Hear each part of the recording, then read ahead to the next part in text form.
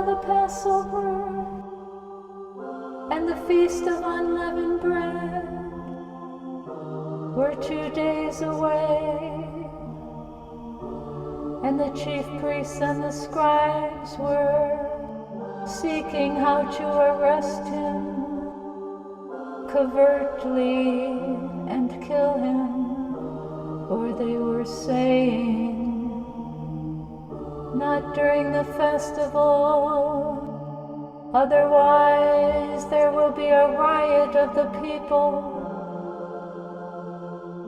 While he was in Bethany at the home of Simon the leper, he was reclining at table,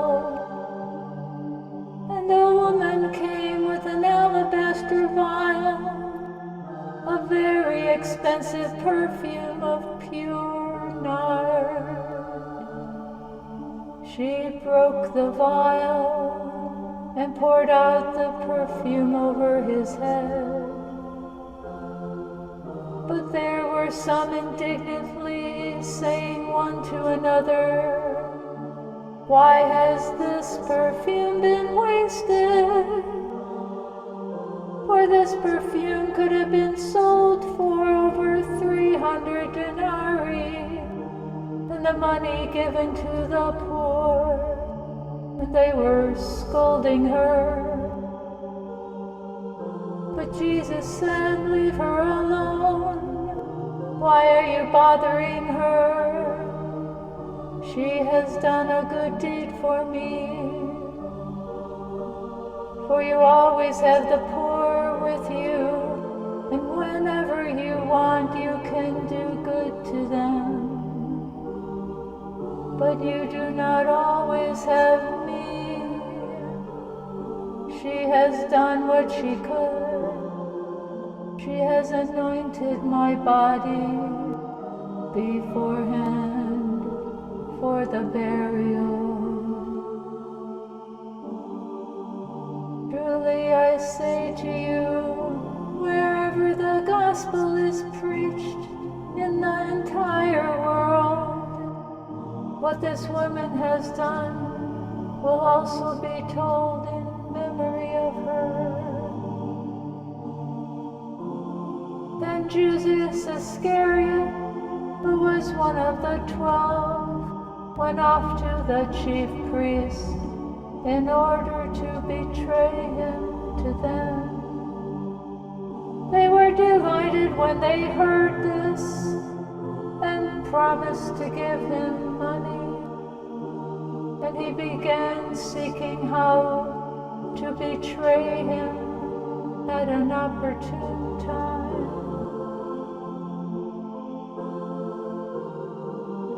On the first day of unleavened bread, when the Passover lamb was being sacrificed, his disciples said to him, "Where do you want us to go and prepare for you to eat the Passover?" And he sent 2 of his disciples and said to them, "Go into the city, and a man carrying a pitcher of water will meet you. Follow him, and wherever he enters, say to the owner of the house, 'The teacher says, where is my guest room in which I may eat the Passover with my disciples?' And he himself will show you a large upstairs room, furnished and ready. Prepare for us there." The disciples left and came to the city and found everything just as he had told them, and they prepared the Passover.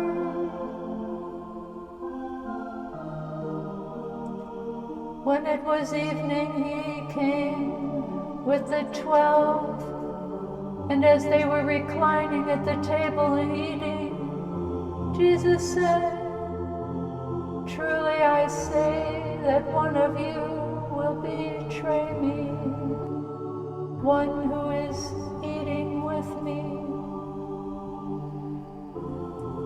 began to be grieved and to say to him one by one, "Surely not I."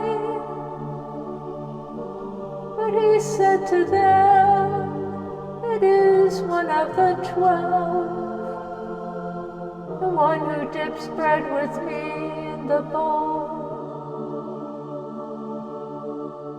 For the Son of Man is going away,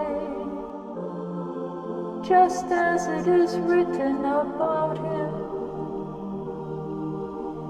But woe to that man by whom the Son of Man is betrayed. It would have been good for that man if he had not been born." While they were eating, he took some bread, and after a blessing he broke it and gave it to them and said,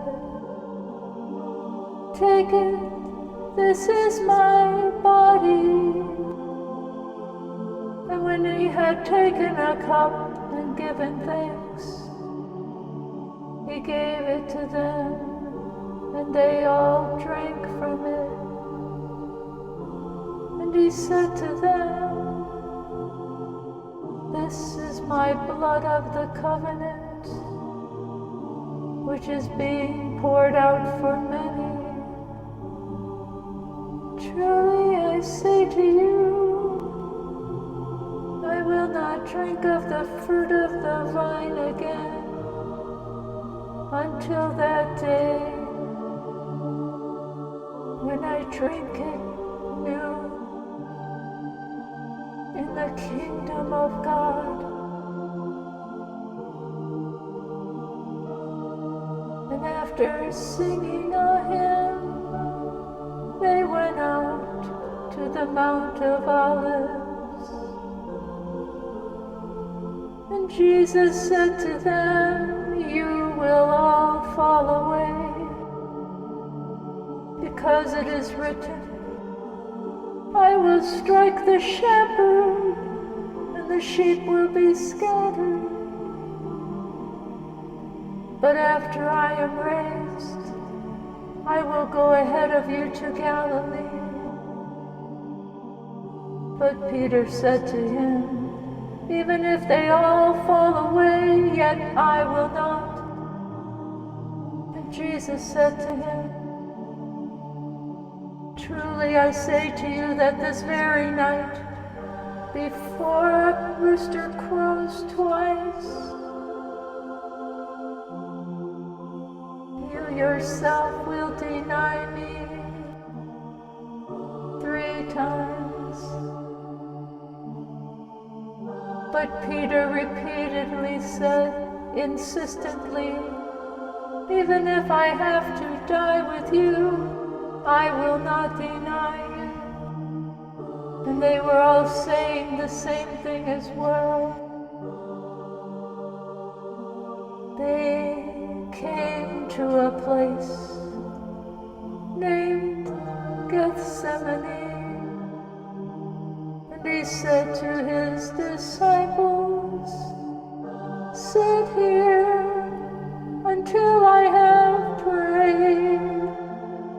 And he took with him Peter, James, and John, and began to be very distressed and troubled.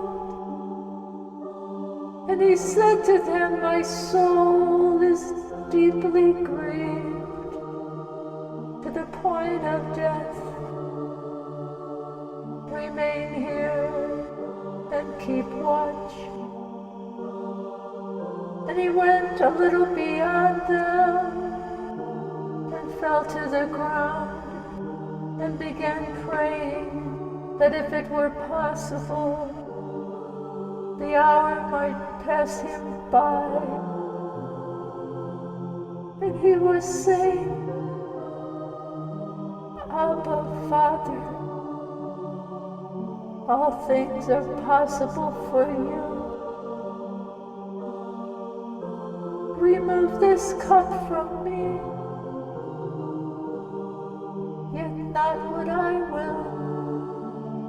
but what you will. And he came and found them sleeping, and said to Peter, Simon, are you asleep? Could you not keep watch for 1 hour? Keep watching and praying so that you will not come into temptation. The spirit is willing, but the flesh is weak. And again he went away and prayed, saying the same words. And again he came and found them sleeping, for their eyes were heavy. They did not know what to say in reply to him. And he came the 3rd time and said to them, are you still sleeping and resting? That is enough. The hour has come. Behold, the Son of Man is being betrayed into the hands of sinners. Get up, let's go. Behold, the one who is betraying me is near. And immediately while he was still speaking, Judas, one of the 12, came up, accompanied by a crowd with swords and clubs, who were from the chief priests, the scribes, and the elders. Now he who was betraying him had given them a signal, saying, whomever I kiss, he is the one. Arrest him and lead him away under guard. And after coming, Judas immediately went to him and said, Rabbi, and kissed him. And they laid hands on him and arrested him. When one of those who stood by drew his sword and struck the slave of the high priest and cut off his ear. And Jesus said to them, have you come out with swords and clubs to arrest me, as you would against a man inciting a revolt? Every day I was with you within the temple teaching. You did not arrest me.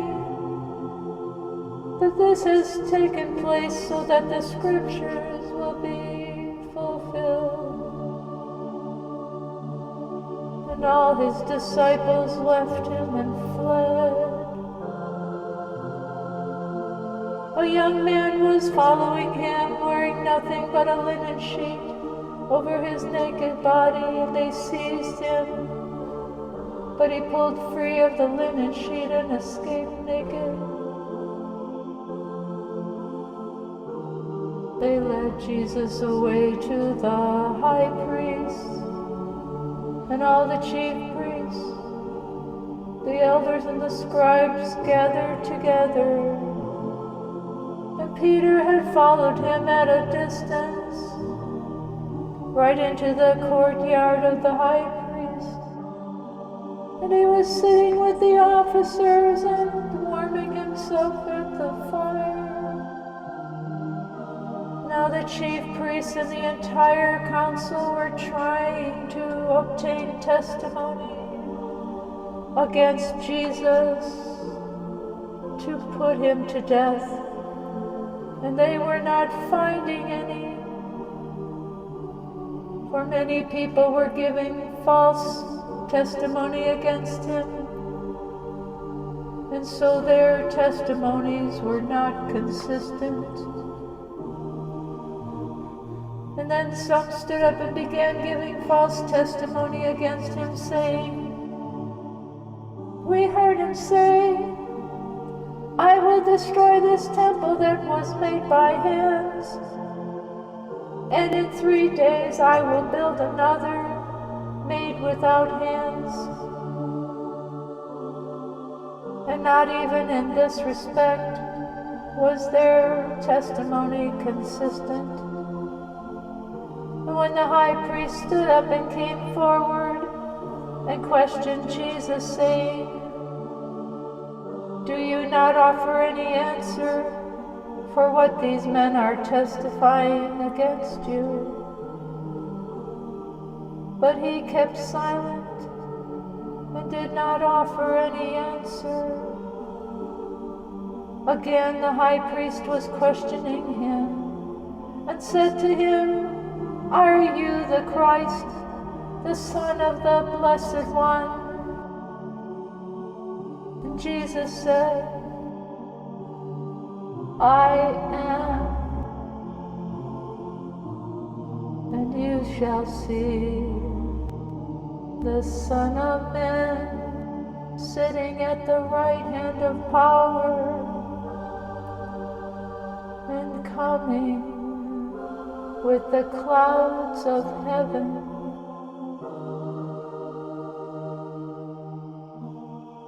Tearing his clothes, the high priest said, "What further need do we have of witnesses?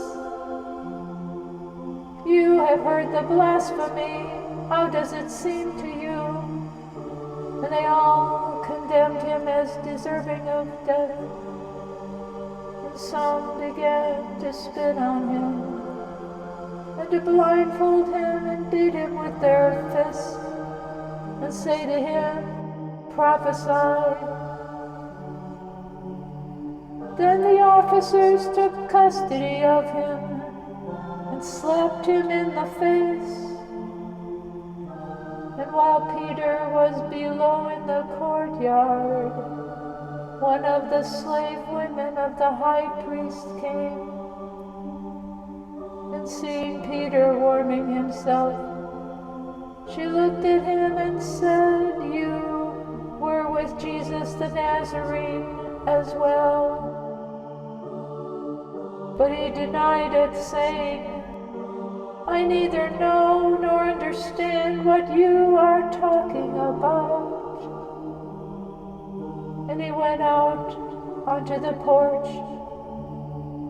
The slave woman saw him and began once more to say to the bystanders, "This man was one of them." But again he denied it. And after a little while, the bystanders were again saying to Peter, "You really are one of them, for you are a Galilean as well." But he began to curse and to swear, "I do not know this man of whom you speak." And immediately a rooster crowed a second time, and Peter remembered how Jesus had made the remark to him, "Before a rooster crows twice, you will deny me 3 times." And he heard